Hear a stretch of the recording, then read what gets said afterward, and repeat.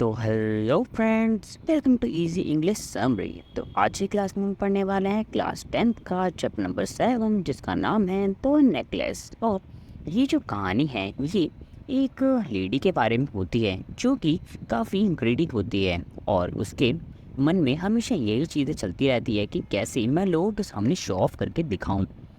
वो जो लेडी होती है वो एक मिडिल क्लास फैमिली से होती है, लेकिन उसके शौक काफ़ी बड़े बड़े होते हैं। आगे हम इस कहानी में जानने वाले हैं कि आखिर उसके साथ क्या हुआ।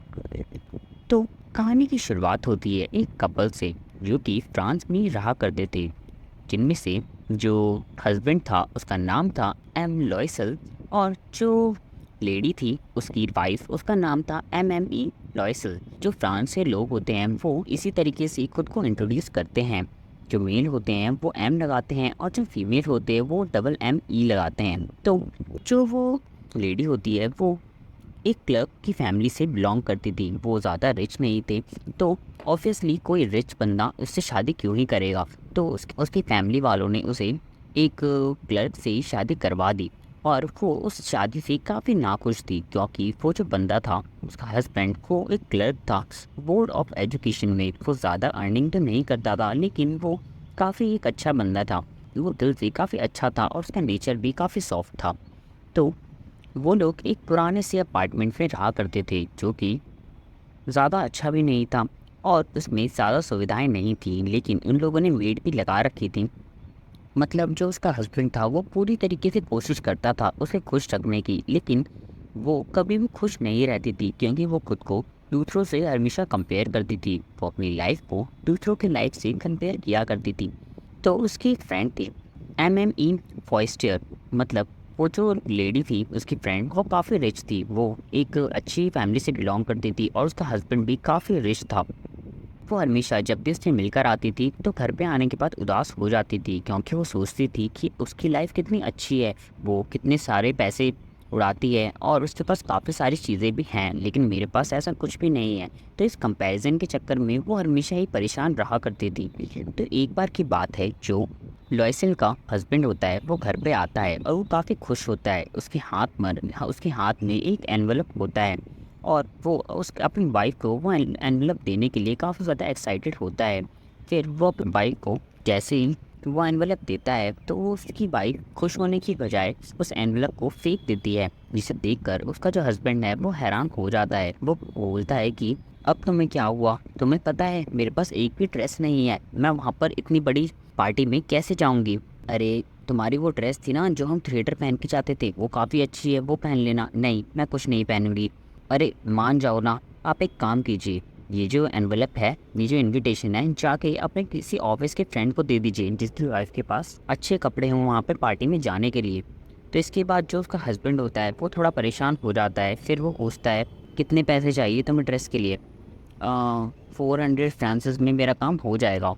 वो जो 400 फ्रांसिस होते हैं वो जो उसका हस्बैंड होता है वो हंटिंग के लिए बचा कर रखता है। वो सोचता है कि जब छुट्टियां होंगी तो वो हंटिंग के लिए जाएगा बर्ड्स के लिए और वहाँ पर पैसे को खर्च करेगा, लेकिन वो फिर भी अपना मन मार कर सेक्रीफाइस कर कर उसे 400 फ्रेंड्स दे देता है। फिर उसके बाद वो जो लेडी होती है वो कहती है कि मेरे पास ज्वेलरी तो है ही नहीं, अब आप ज्वेलरी के भी पैसे दो। फिर जो हस्बैंड कहता है अब मेरे पास बिल्कुल भी पैसे नहीं हैं, मैं कहीं से भी तुम्हें ज्वेलरी के पैसे नहीं दे सकता।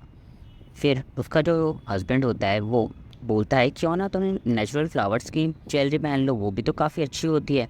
नहीं नहीं, मैं वो नहीं पहनूंगी, आपको पता है इतनी बड़ी पार्टी में वो कितना ह्यूमिलेटिंग होगा। तो ऐसा करो, तुम्हारी जो वो फ्रेंड है वो अमीर सी, उससे जाकर कुछ ले लो। फिर लॉयसल एग्री करती है और फिर इसके बाद वो अपनी फ्रेंड के पास जाती है और एक ब्लैक बॉक्स लेकर आती है जिसके अंदर एक डायमंड का नेकलेस होता है। वो जो नेकलेस होता है वो बहुत ही सुंदर होता है और देखने में काफ़ी महंगा भी लगता है। फिर लॉयसल तैयार होती है, उसका हस्बैंड भी तैयार होते हैं, वो लोग कैब लेते हैं और फिर वो उस पार्टी में जाते हैं। उस बॉल पार्टी में सब लोग लॉयसल को ही देख रहे होते हैं। वो लोग काफ़ी इम्प्रेस हो जाते हैं लॉयसल से क्योंकि वो काफ़ी सुंदर लग रही होती है उस ड्रेस में और उस महंगे से हार में। तो जो लॉयसल का हस्बैंड होता है वो सैलून में 12 बजे ही सो जाता है और जो लड़कियां होती है वो पूरी रात पार्टी करती हैं और सुबह 4 बजे तक उनकी पार्टी चलती रहती है।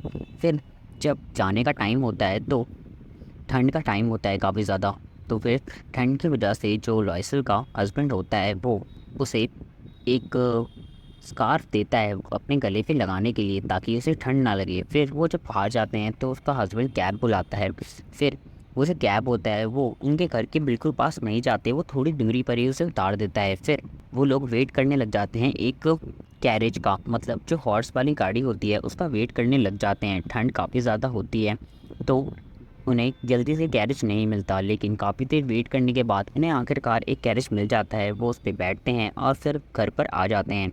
घर पे आते ही जैसे ही लॉयसल अपना कार उतारती है तो वो देखती है कि वो जो नेकलेस होता है वो वहाँ पर नहीं होता, और जिसे देखकर वो लोग काफ़ी ज़्यादा हैरान हो जाते हैं। जो लॉयसल होती है वो ज़ोर से चिल्लाती है और फिर उसका हस्बैंड अंदर से आता है। अब क्या हुआ तुम्हें? मेरा हार गायब हो गया है। वो तुमने पार्टी में देखा था? कहीं वहीं तो नहीं छूट गया? नहीं नहीं, मैंने पक्का वो देखा है, कैब में तो वो मेरे पास ही था। तो मुझे लगता है हो सकता है वो कैब में ही ना गिर गया हो, आप जल्दी ढूंढने जाइए। फिर जो लॉयसन का हस्बैंड होता है वो बाहर जाता है। वो पूरे रास्ते ढूंढता हुआ जाता है कि उसे नेकलेस मिल जाए, लेकिन उसे नेकलेस नहीं मिलता। जो उसका हस्बैंड होता है वो 7 बजे घर पर वापस आता है।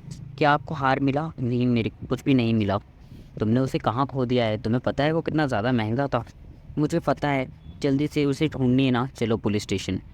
फिर वो पुलिस स्टेशन जाते हैं। फिर वो लोग कैब की कई जगह पर ढूंढने की कोशिश करते हैं, वो न्यूज़पेपर में एड्स भी देते हैं, लेकिन उस हार का कुछ भी पता नहीं चलता। फिर जो लॉयसल का हस्बैंड होता है वो कहता है कि एक काम करो, तुम अपनी फ्रेंड को बोल दो कि तुम्हारे हार का सिर्फ वो जो हुक होता है वो निकल गया है, मैं उसे ठीक करवा के तुम्हें जल्दी ही वापस दे दूँगी। वो अपनी फ्रेंड को कॉल करती है और सारी बातें बताती है कि आपका जो हार है उसका हुक टूट गया है और हम ठीक करवा के उसे दे देंगे। फिर ये दोनों एक पेरिस रॉयल नाम की एक बड़ी सी ज्वेलरी शॉप में जाते हैं। फिर वहाँ पर सेम टू सेम वैसा ही हार निकलवाते हैं, और वो जो नेकलेस होता है उसकी कॉस्ट होती है 40,000 फ्रेंड्स। जो सुनकर जो उसका हस्बैंड होता है वो पूरा हैरान हो जाता है, लेकिन थोड़ा बार्गेन करने के बाद वो 36 में मान जाते हैं। लेकिन उसके हस्बैंड के पास इतने भी पैसे नहीं होते, उसके पास सिर्फ 18 फ्रेंड्स थे।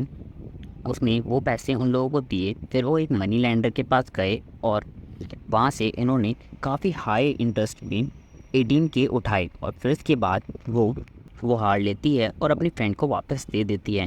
और उसके बाद जो उसकी लाइफ है वो पूरी तरीके से चेंज हो जाती है, क्योंकि उन्होंने इतना बड़ा लोन लिया था तो उसे चुकाने में आखिर उन्हें बहुत ही ज़्यादा मुश्किल होने वाली थी। तो उसके लिए उन लोगों ने पैसों को मैनेज करना स्टार्ट किया। उन्होंने अपनी मेड हटा दी, उन्होंने अपना अपार्टमेंट चेंज किया और एक बहुत ही चीप सा पुराना सा छत का अपार्टमेंट था जो उन्होंने लिया, जो कि उन्हें काफ़ी सस्ता पड़ रहा था। और अब घर के सारे काम भी लॉयसल को खुद ही करने पड़ते थे। आप देख रहे हैं कि सिर्फ और सिर्फ शो ऑफ के चक्कर में उसे कितनी ज़्यादा गदों का सामना करना पड़ रहा है। फिर जो लॉयसल होती है वो जब मार्केट जाती है तो सारा सामान भी खुद ही लेकर जाती है, ग्रॉसरी, मीट और बाकी सब भी वो खुद ही लेने जाती है। और वो बहुत ही ज़्यादा बार्गेन भी करती है अपने पैसों को बचाने के लिए।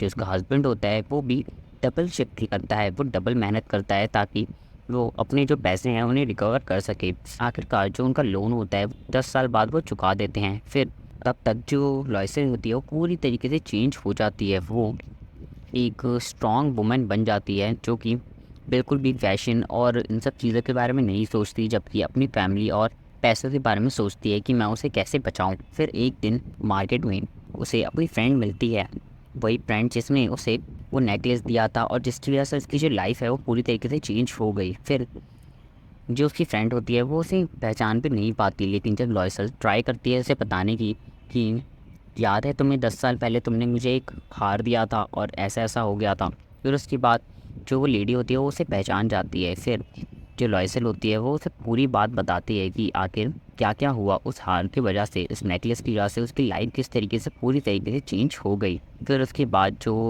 वो लेडी होती है वो कहती है कि सच में तुम्हारे साथ इतना सब कुछ हो गया, लेकिन सच बताऊं तो वो जो नेकलेस था वो नकली था और उसकी कॉस्ट ज़्यादा से ज़्यादा 500 फ्रेंड्स हो गई।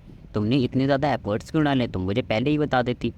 तो ये सुनने के बाद जो लॉयसल होती है वो काफ़ी हैरान हो जाती है, और फिर ये चैप्टर भी यहीं पर एंड हो जाता है। तो इस चैप्टर में सिर्फ उतना ही। इस तरीके के और समरी जानने के लिए मेरे चैनल को सब्सक्राइब करें। Thank you.